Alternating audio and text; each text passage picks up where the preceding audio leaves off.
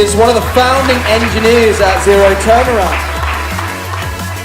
So Lowry is next, and Lowry really is the king of J-Rebel. What isn't known about J-Rebel to Lowry isn't really worth knowing.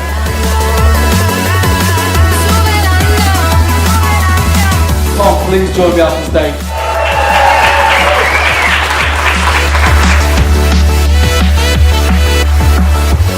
Please, the biggest cheer to invite JK up on stage.